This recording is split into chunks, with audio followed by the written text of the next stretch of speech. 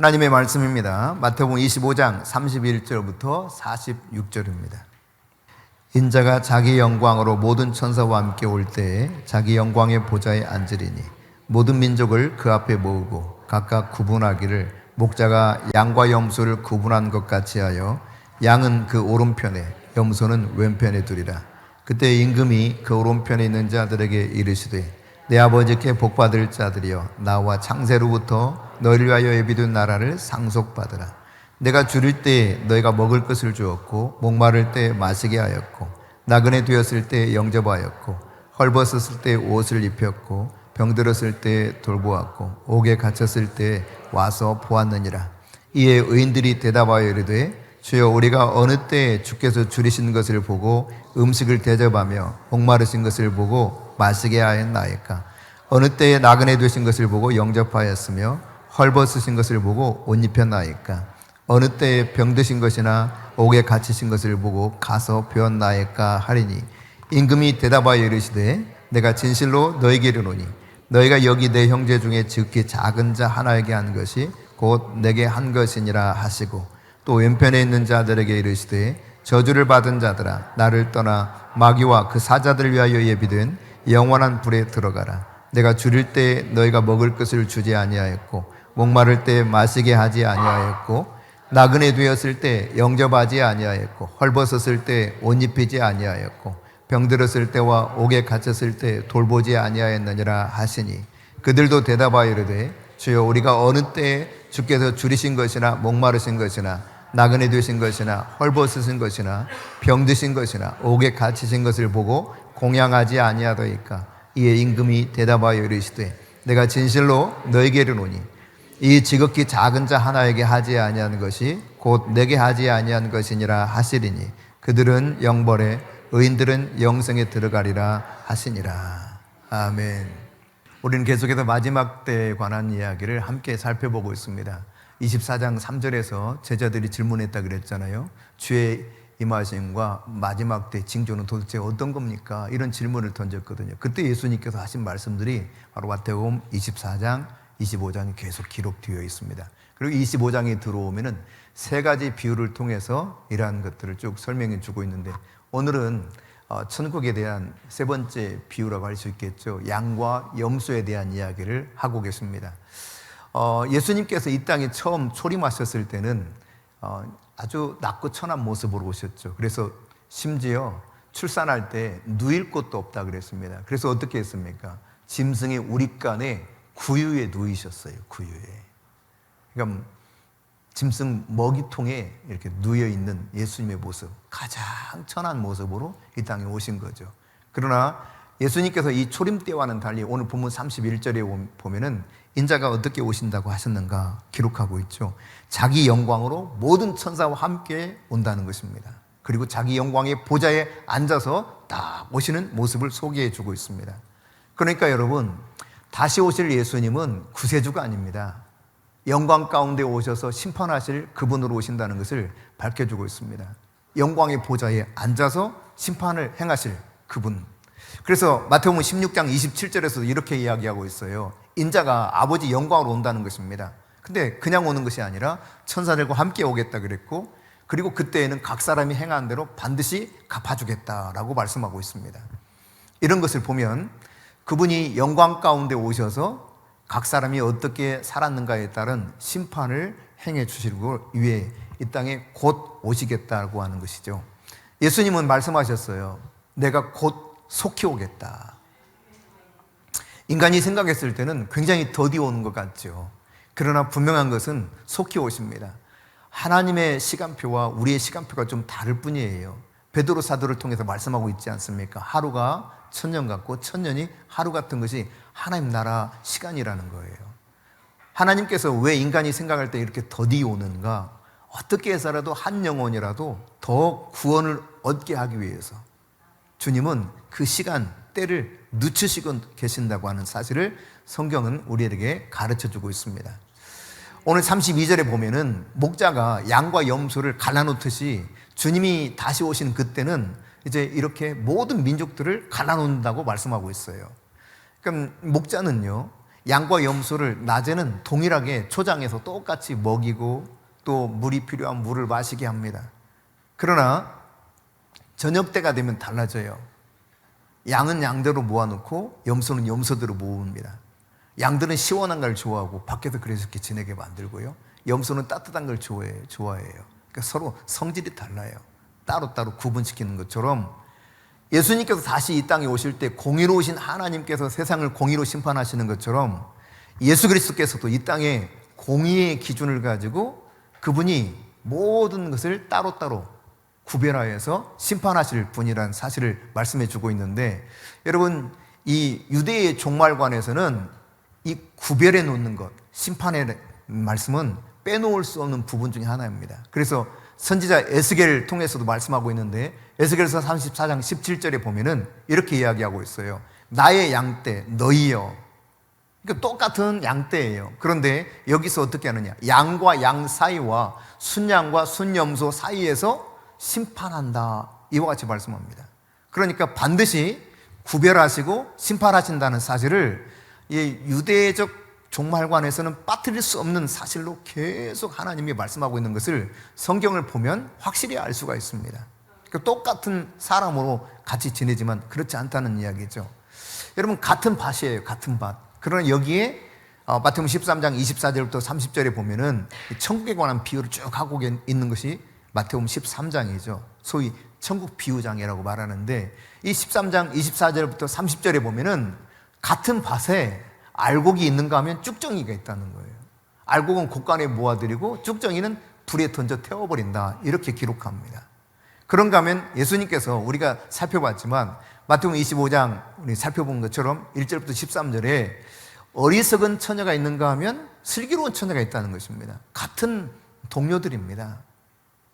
그런데 그 중에는 어리석은 처녀도 있고 슬기로운 처녀도 있더라. 이들의 마지막이 어떻게 되었습니까? 슬기로운 다섯 처녀, 기름을 준비했던 이들은 이 신랑이 왔을 때 혼인잔치에 들어갔었지만, 그러나 기름이 준비되어 있지 않았던 미련한 다섯 처녀라고 일컬어지는 그들은 혼인잔치 집에 뒤늦게 도착했으나 문이 열리질 않았습니다. 분명히 구별되죠. 뿐만 아닙니다. 우리가 지난주에 살펴봤던 것처럼 달란트를 나눠주고 주인이 돌아와서 다시 계산하는 때가 있다 그랬어요. 그리고 주인께서 착하고 충성된 종이라 일컫는 사람들이 있었는가 하면 악하고 게으른 종이다, 이렇게 말씀하시고 더 큰 것을 맡기고 주인의 즐거움에 참여할 수 있도록 보상을 해주셨고, 또 악하고 게으른 종들에게는 어떻게 했습니까? 오히려 있는 것도 빼앗아서 많은 사람에게 줄 뿐만 아니라 바깥 어두운 데 쫓겨나 슬피 울며 이를 가는 이러한 형벌이 따른다고 하는 사실을 확실하게 말씀해 주셨죠. 그리고 이제 오늘 본문에서 말씀하시는 건데, 양과 염소가 섞여 있다는 거예요. 평상시는 섞여 있어요. 하지만 마지막 때 목자가 저녁에 구별해서 놓는 것처럼 마지막 때는 성도들도 이렇게 분리될 수 있다고 하는 사실을 하나님께서 말씀하고 있죠. 뭐 이뿐만 아닙니다, 여러분. 예수님께서 마태복음 3장 12절에서도 말씀하셨어요. 알곡과 뭐가 있다는 겁니까? 여기 쭉정이가 있다는 거예요. 예. 따로따로 됩니다. 예. 차근차근 가만히 넣어서 곳간에 집어넣는 것이 있는가 하면 그냥 불구덩이 들어가는 쭉정이가 있는 것이죠. 지혜로운 건축자가 있는가 하면 어리석은 건축자가 있습니다. 그래서 뭐라고 말합니까? 지혜로운 건축자는 이 주초를 반석 위에 둔다는 거예요. 그러나 미련한 이 건축자는 모래 위에 이 집을 지어서 바람이 불고 창수가 나면 싹 무너져 그냥 얼마나 심하게 무너지는 일이 있는지 알 수 없다, 이렇게 표현하고 있지 않습니까? 예수님께서 마태복음 13장에 계속해서 표현한 것 중에 하나는 좋은 고기들이 있고 나쁜 고기가 있는데 이걸 다 잡아들여가지고 어떻게 합니까? 마지막에 이걸 따로 분리해요. 분리해서 좋은 것은 이것을 기꺼이 가져다가 그릇에 담지만 못된 것은 다 내버려 버립니다. 그런 다음 뭐라고 표현했어요? 49절 50절 같이 읽어봅니다. 세상 끝에도 이러하리라. 천사들이 와서 의인 중에서 악인을 갈라내어 풀무불에 던져 넣으리. 거기서 울며 이를 갈리라. 분명히 이렇게 갈라지는 때가 온다는 것을 예수님께서 거듭거듭 말씀하고 있죠. 여러분, 거듭거듭 말씀하신다는 것은 어떤 의미일까요? 반드시 이것을 행하신다는 이야기죠. 그러니까 굉장히 중요한 메시지를 반복해서 말씀하고 있는 것이죠. 여러분, 하나님께서는 이처럼 다시 오실 예수 그리스도를 통해서 심판하실 때가 있다는 사실을 우리에게 가르쳐주고 있습니다. 오늘 34절에 보면은 이렇게 표현하고 있어요. 같이 읽어봅니다. 그때에 임금이 그 오른편에 있는 자들에게 이르시되 내 아버지께 복받을 자들이여 나와 창세로부터 너를 위하여 예비된 나라를 상속받으라. 그러니까 여기 보면은 창세로부터 너를 위하여 예비된 나라를 상속받으라 했는데 아버지께 복받을 자들 이런 표현을 쓰거든요. 내 아버지께 복받을 자들. 그러니까 정확하게 그러나 직역하면 좀 달라져요. 그래서 원리면 성경에는 이렇게 표현하고 있어요. 이 본문을 34절을 그때 그 왕께서 자기 오른편에 있는 사람들에게 말씀하실 것이다. 오라 내 아버지의 복을 받은 자들아. 복받을 자들이 아니라 뭐라고 표현하고 있어요? 복을 받은 자들이라는 표현을 쓰고 있죠. 복을 받은 자들아. 너는 이제 세상에 기초를 놓을 때부터 준비된 너를 위한 왕국을 상속받아야 한다. 그런가 하면 이 헬라어 직역 성경에는 이렇게 하고 있어요. 조금 더 정확한 표현이라고 볼 수 있겠는데 그때 왕이 그의 오른편에 있는 사람들에게 말할 것이다. 오라 내 아버지의 복을 받은 자들아. 세상의 기초가 놓인 때부터 너를 위하여 준비된 그 왕국을 상속하라. 그 상속받는 개념과 그냥 상속하는 건 좀 다른 뉘앙스죠. 내가 꼭 상속을 받아내야 되는 그런 개념이 아니라 상속을 그냥 하는 거예요. 그럼 당연히 그렇게 하는 이런 부분들을 언급하고 있는데 분명히 예수님 말씀하십니다. 복 받은 사람이라는 겁니다. 이미 복을 받은 사람이라는 거예요. 누가요? 하나님 나라 백성들입니다. 하나님의 나라가 우리 것이 된 사람들이에요. 그러니까 하나님이 우리 아버지인 사람들은 이미 복을 받은 사람들인데 이들을 위해서 창세 전부터 이 세상의 기초가 놓일 때부터 이미 예비해 두셨다는 거예요. 무엇을? 우리에게 주실 그 나라를 예비해 두셨다는 것입니다. 여러분 한번 제가 질문해 볼게요. 곰곰이 잘 생각해 보시고 정확하게 답을 하셔야 돼요. 예? 아셨죠? 이 마전동에 있는 한 10층짜리 빌딩을 누구에게 거저 준다 그래.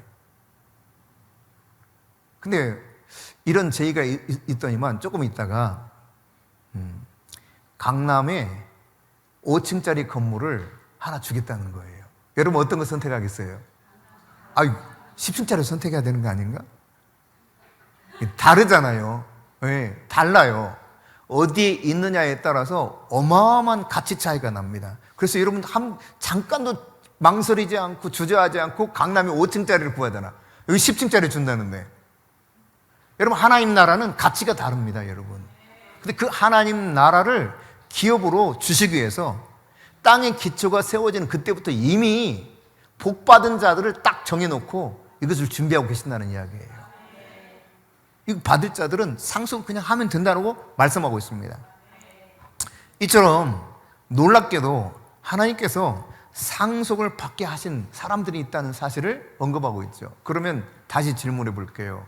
상속을 받을 때 그 자녀 중에 잘난 사람 상속 주고 못난 사람은 상속 안 줍니까? 얼굴이 좀 잘나야 되나요? 좀 열심히 공부해서 좋은 학교 나온 사람은 상속을 해주고 조금 덜 공부한 사람은 상속을 안 해줍니까?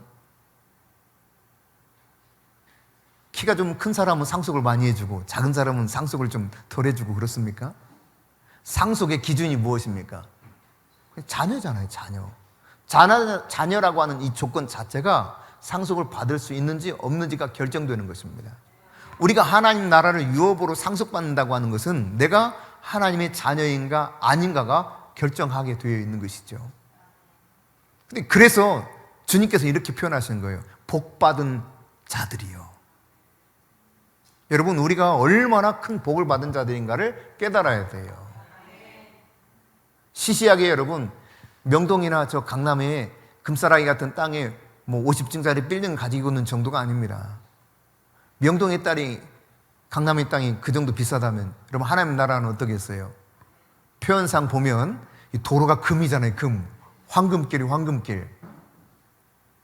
황금이 깔린 그 도로에 나를 위해서 예비된 기업을 한번 상상을 해보세요. 그 가치가 얼마나 대단할 것인지. 이것을 이미 받은 자가 나라고 하는 사실을 성경이 가르쳐주고 있는 것입니다. 그러니까 여러분, 우리는 절대로 시시한 사람이 아닙니다. 엄청난 복을 이미 받은 사람들입니다. 비교할 수 없는 이 복을 누리고 있는 사람들이 그리스도 예수 안에서 하나님의 자녀된 저와 여러분이라고 하는 사실을 우리가 인정해야 돼요. 이걸 알아야 돼요. 나라고 하는 신분, 그리스도 안에서 하나님의 자녀되었다고 하는 이 사실, 이 정체성을 가지고 있다면 이미 세상을 기초를 놓으실 때부터 작정하셨다니까요. 하나님 나라 유업을 주기로, 예수님과 동등하게 이렇게 유업을 물려받을 자로 확정시켜 놓고 우리를 부르시는 거예요. 그러니까 정말 시시해 보여도, 별 볼 일 없어 보여도 엄청난 존재들이 지금 여기 앉아 있는 겁니다. 뭐 여기 생각해 보세요. 빌 게이츠가 여기 왔어. 막 눈이 돌아갈 거예요. 게다가 빌 게이츠가 딱 지명하더니 용원이 너 마음에 드는데 내가 상속자로 너 지명했어. 완전 뒤집어질 겁니다. 뭐 저 엄마 아빠 얼마나 좋아서 막 그냥 그러겠어요. 그죠? 그냥 가만히 있질 못할 거예요. 세상에 빌 게이츠가 우리 교회에 방문하더니 용원이를 갑자기 보더니 그냥 상속자 명단에 올려졌다고. 뭐 갑부가 되는 거죠. 순식간. 그런데 예수 그리스도 안에서 생명책이 기록된 우리가 하나님 나라를 상속받을 수 있도록 이 세상의 기초가 놓일 때부터 이미 예비하셨다는 거예요. 이것을 복을 받은 사람들이 있는데 과연 내가 이 복받을 자의 대열에 제대로 들어서 있는가 아닌가, 오늘 이제 말씀을 통해서 한번 살펴봤으면 좋겠어요. 자, 이렇게 복받은 자들이 있는가 하면 정반대로 41절이에요. 41절 같이 읽습니다. 시작. 또 왼편에 있는 자들에게 이르시되 저주를 받은 자들아, 나를 떠나 마귀와 그 사자들 위하여 예비된 영원한 불에 들어가라. 본래 여러분, 지옥불은 꺼지지 않는 불이면서 동시에 누구를 위해서 하나님이 이 지옥 불구덩이를 만들어 놓았는가, 여기서 밝히고 있는 것처럼 마귀와 그 사자들, 졸개들이죠. 소위 귀신들입니다. 그러니까 사탄과 그 귀신들을 위해서 예비된 것이 바로 영원한 불구덩이, 꺼지지 않는 불구덩이인 지옥인데, 여기에 들어갈 사람들도 있다는 것입니다. 그러면 어떻게 이 차이가 나타나는가를 우리가 살펴봐야 될 것입니다. 오늘 양과 염소로 목자가 구분하듯이 마지막 때 주님이 오셨을 때 이와 같이 확실하게 복받은 자와 저주를 받은 자를 구별하시겠다 표현하셨는데, 그 이유가 무엇인가? 오늘 이 예수님이 이런 말씀을 주시는 이유가 무엇인가? 먼저 여러분 생각해야 될 것은 반드시 심판이 있다는 사실이에요. 반드시. 예수님이 다른 말로 말하면 다시 오신다는 이야기입니다. 어떻게 오시는 것입니까? 만왕의 왕으로 오셔서 모든 세상을, 모든 민족을 심판하시기 오신다는 사실을 확실하게 지금 말씀하고 있는 거예요. 내가 반드시 온다. 영광의 보좌 가운데 온다. 그래서 내가 목자가 양과 염소를 가르듯이 심판할 거다. 심판은 여러분 반드시 있습니다.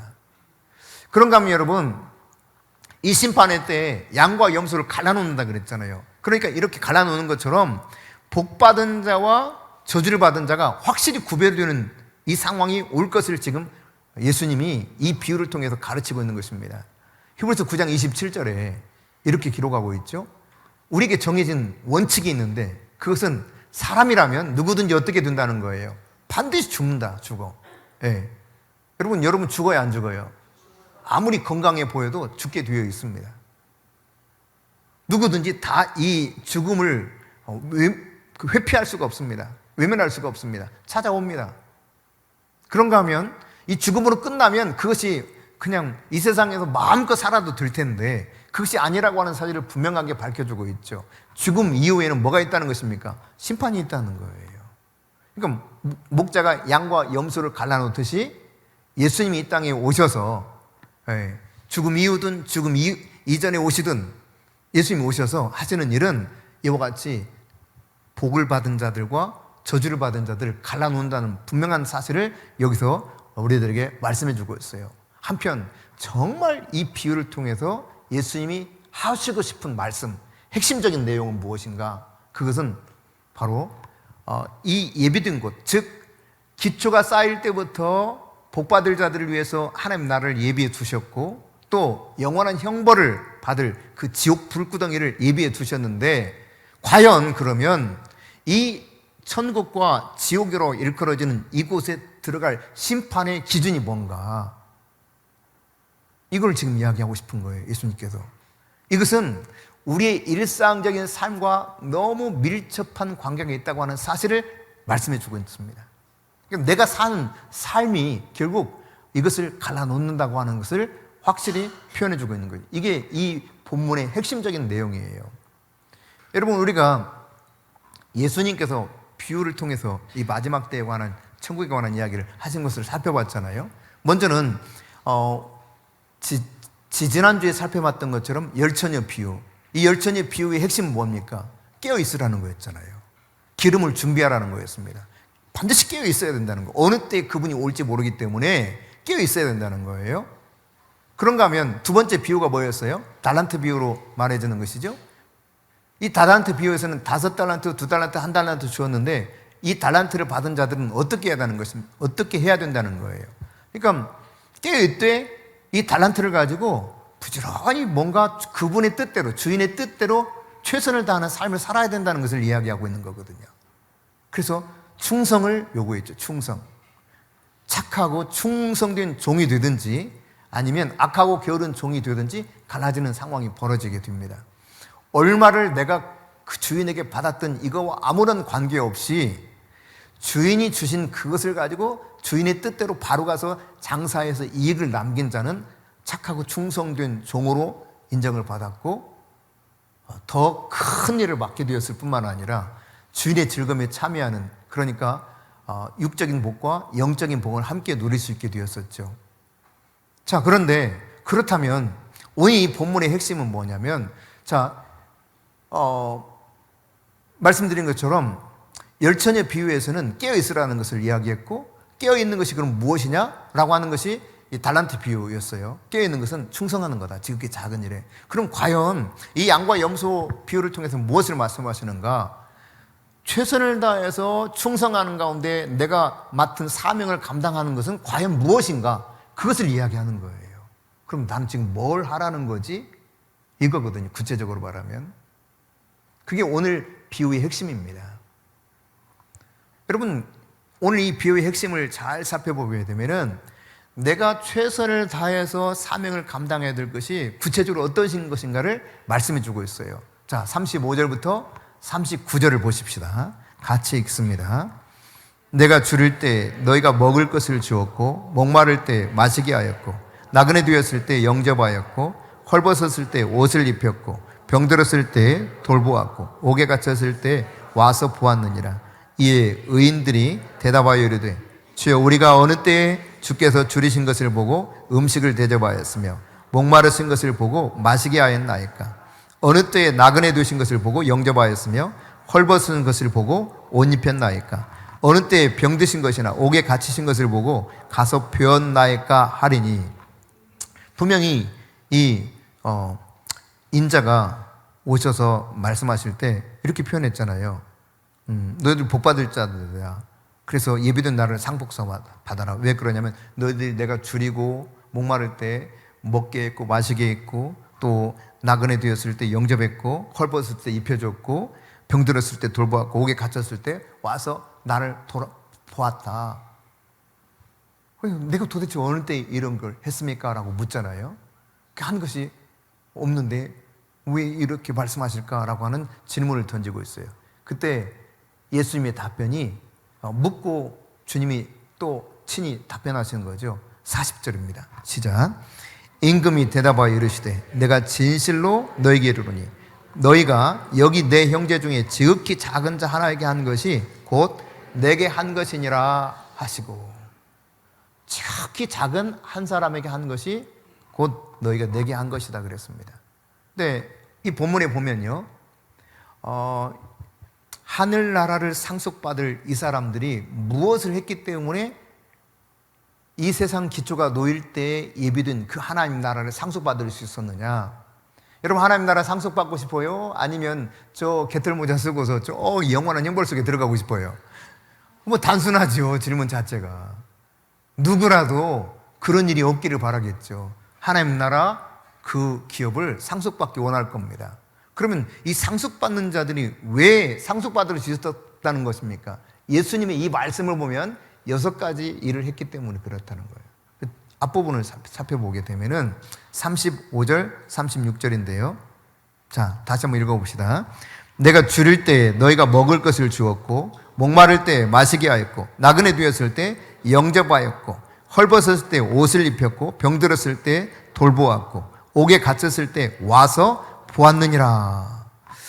여러분, 예비된 나라를 상속받는다 그랬는데, 예비된 나라를 그냥 저절로 받는 거예요. 여기 상속받는다라고 했을 때 머뭇거리거나 지체하지 말고 그냥 조상의 이 분깃을, 말하자면 조상이 남겨준 유산을 내가 상속받는 것처럼 하나님 나라를 그냥 기꺼이 상속받으라는 그런 개념을 쓰고 있거든요.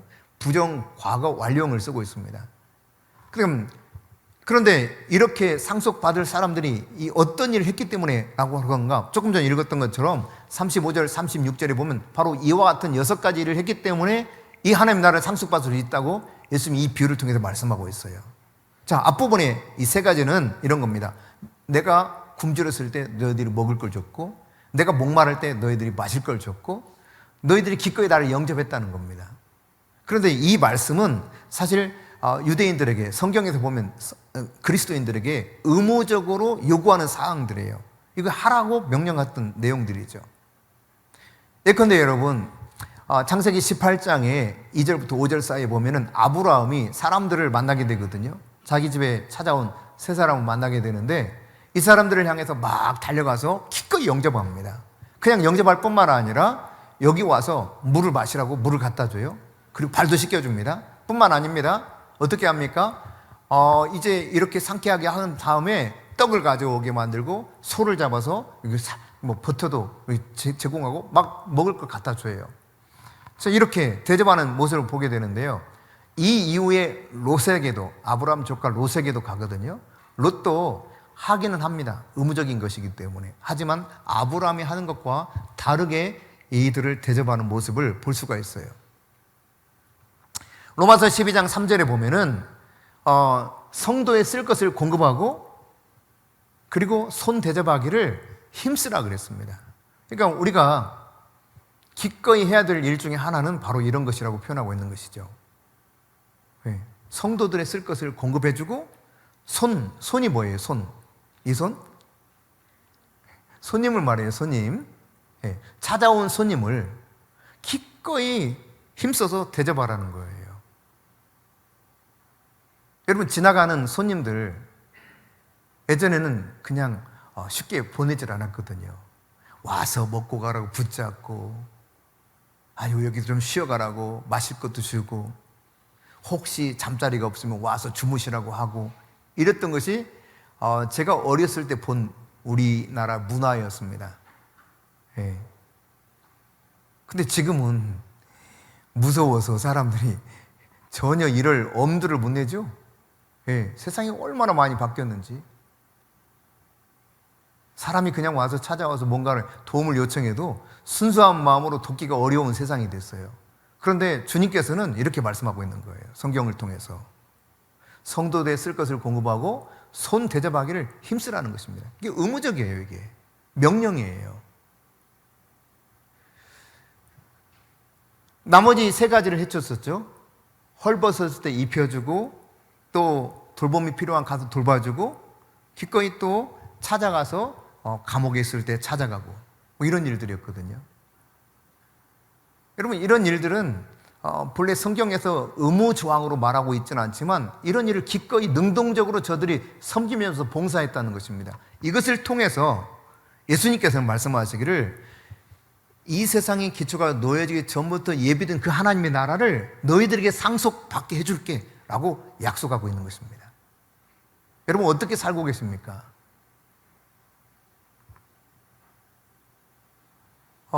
지금 이렇게 뭐 여러 가지 일들이 이렇게 스쳐 지나가요.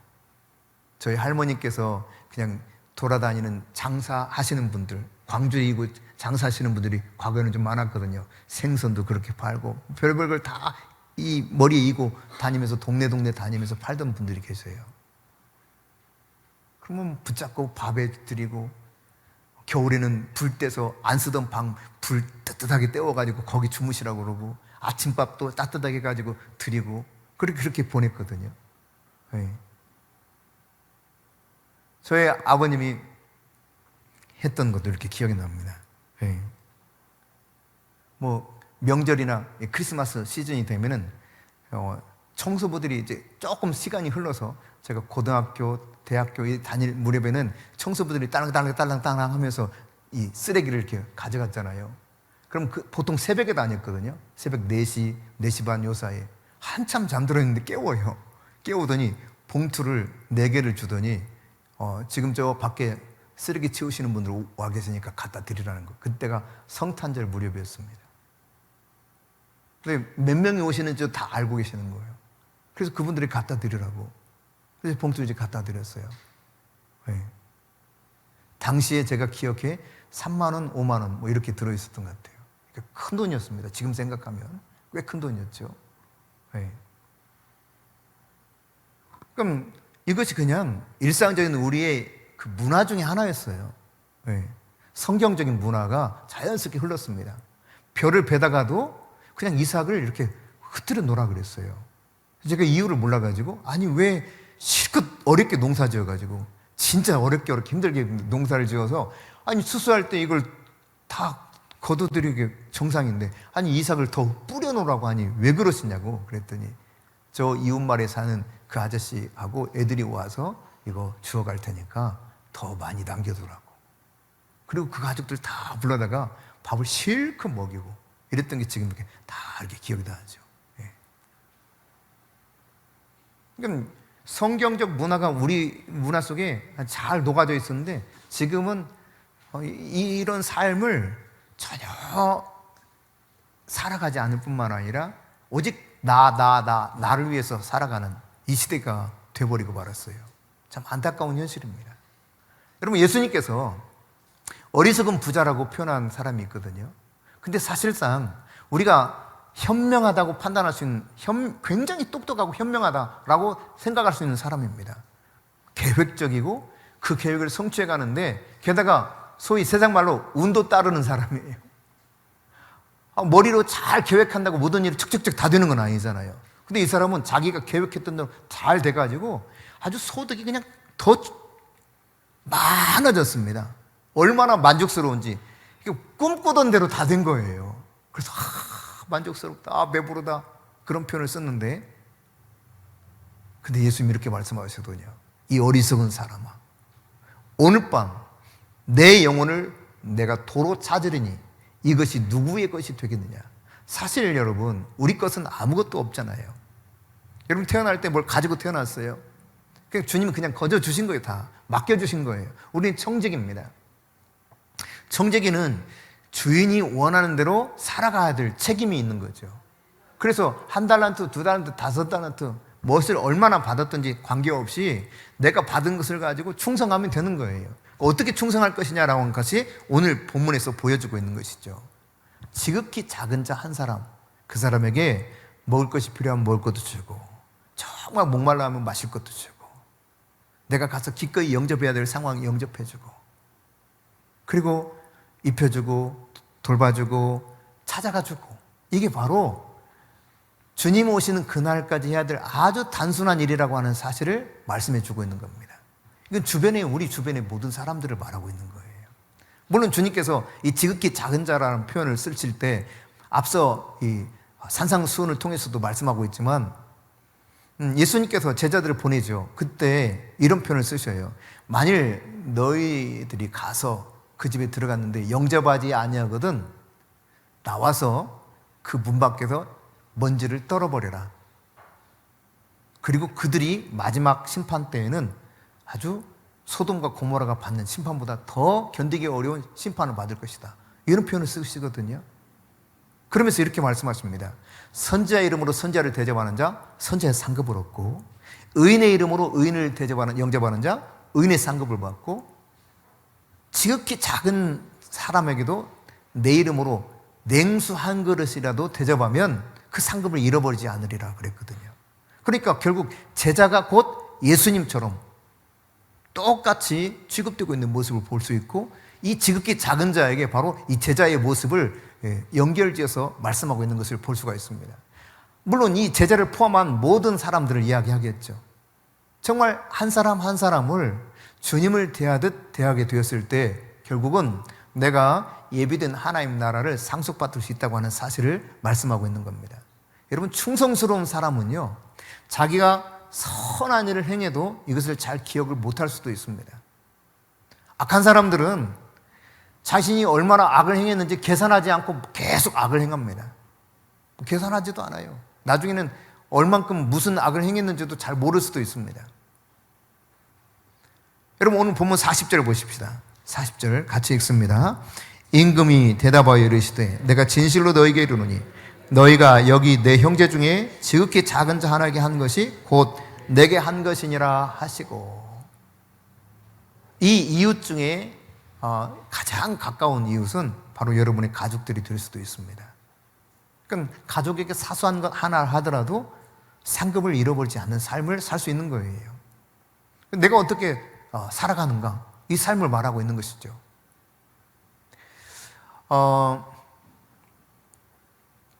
그러므로 예수님이 재림하실 그때까지 우리가 이 땅에서 해야 할 일은 바로 이렇게 아주 작은 일, 이 일에 내가 최선을 다하고 충성을 다하는 것입니다. 그것이 바로 우리가 해야 될 일이죠. 하나님은 공의로우신 분이십니다. 그분은 사랑이 많으신 분이시지만 먼저 공의를 만족시키신 하나님이셔요. 그래서 그 공의의 기준에 의해서 이 죄의 문제를 해결해야 되었기 때문에 예수님 십자가에 못 박아 죽이셨던 것입니다. 이 공의가 만족되었을 때야 비로소 그분의 사랑이 온 인류에게 제대로 흘러갈 수 있었어요. 그러니까 십자가의 이 사건은 공의가 만족된 사건이요, 수직적으로 보면 공의가 만족된 사건이에요. 그리고 수평적으로 보면 하나님의 사랑이 모든 이들에게 전하여진 그런 놀라운 사건이 바로 십자가이죠. 여러분, 이 공의로우신 하나님이 그 아들 예수 그리스도를 심판주로 이 세상에 보내실 때 심판주로 오시는 예수님도 똑같이 그 공의로 심판하신다는 사실을 깨달아야 됩니다. 그분이 자기의 능력과 자기의 천사들과 함께 오실 텐데 그분은 내가 어떻게 행했는가를 그대로 갚아주시는 분이십니다. 데살로니가 후서 1장 7절부터 10절의 말씀에도 이 사실을 분명히 밝히고 있어요. 자, 같이 한번 읽어보십시다. 환난을 받는 너희에게는 우리와 함께 안식으로 갚으시는 것이 하나님의 공의시니. 자, 하나님은 공의로우시단 말이에요. 공의로우셔요. 근데 우리가 예수 그리스도 때문에, 하나님 때문에 환난을 받으면 하나님이 오히려 어떻게 갚으신다는 거예요? 안식으로 갚아주신다. 자, 계속해서 주 예수께서 자기의 능력의 천사들과 함께 하늘로부터 불꽃 가운데 나타나실 때에 하나님을 모르는 자들과 우리 주 예수의 복음에 복종하지 않는 자들에게 형벌을 내리시리니. 그러니까 예수님이 뭐하러 오신다고요? 다시 오실 때는 심판하시러 오시는 거예요. 심판을. 근데 그 심판 가운데 형벌을 받을 자가 누구라는 것입니까? 두 종류죠. 하나님을 모르는 자들, 그리고 하나는 뭐예요? 복음에 순종하지 않는 자들. 하나님을 알매도 불구하고 복음에 순종하지 않는 자들, 이 두 부류의 사람들을 형벌을 받게 하시기 위해서 영광 가운데 불꽃처럼 오신다는 거예요. 자, 마저 읽습니다. 9절 10절. 이런 자들은 주의 얼굴과 그의 힘의 영광을 떠나 영원한 멸망의 형벌을 받으리로다. 그날에 그가 강림하사 그의 성도들에게서 영광을 받으시고 모든 믿는 자들에게서 놀랍게 여김을 얻으시리니 이는 우리의 증거가 너에게 믿어졌음이라. 여러분, 이렇게 주님께서는 데살로니가 교회에 편지할 때도 이 말씀을 상기시켜주고 있죠. 재림하실 예수님은 심판주로 오실 텐데 영광 가운데 오시되 그분은 공의대로 판단하시고 그 공의의 기준에 합당하게 보상하신다는 것을 우리에게 가르쳐주고 있습니다. 여러분, 오늘 45절과 46절에 보니까 복받은 자들과는 달리 어떤 사람들이 나타나느냐, 영벌을 받을 사람들을 이야기하고 있습니다. 자, 먼저 45절 46절 읽어봅시다. 이에 임금이 대답하여 이르시되 내가 진실로 너에게 이르노니 이 지극히 작은 자 하나에게 하지 아니한 것이 곧 내게 하지 아니한 것이니라 하시리니 그들은 영벌에 의인들은 영생에 들어가리라 하시니라. 여러분, 왜 왼편에 있는 자들은 마귀와 그 사자들을 위해서 예비된 형벌을 받아야만 된다는 이야기입니까? 이유를 분명히 밝히고 있죠. 지극히 작은 자 한 사람에게 하지 않았다는 거예요. 그러니까 평소에 이웃을 막대했다는 거죠. 그러니까 이웃을 돌보지 않았다는 이야기입니다. 뿐만 아니라 그들은 나중에도 자신들이 무엇을 잘못했는가 인정하지 못하는 거예요.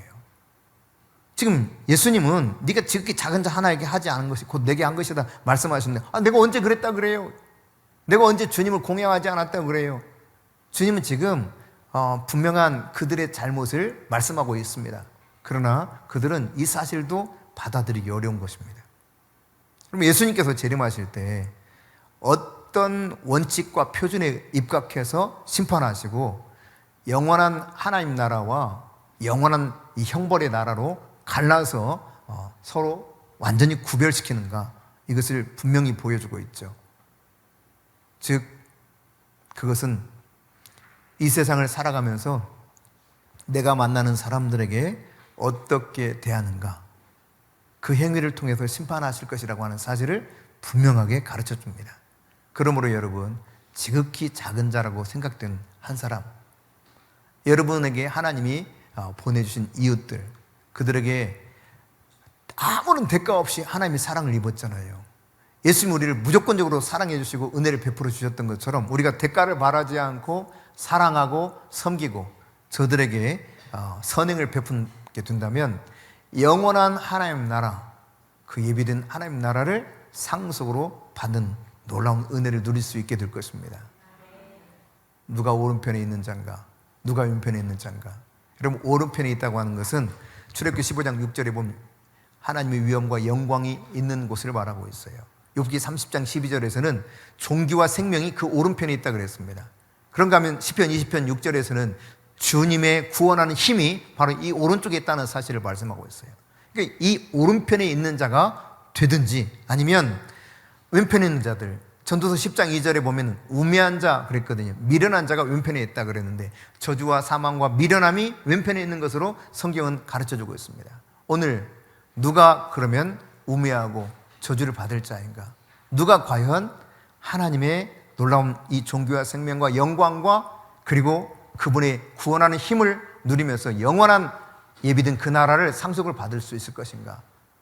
주님이 가르친 이 진리를 잘 귀에 담아두시고 가슴에 새기시고 삶으로 살아내시는 가운데 우리가 복받은 자라고 하는 사실을 확신하면서 이 진리를 붙잡고 살 수 있기를 바랍니다.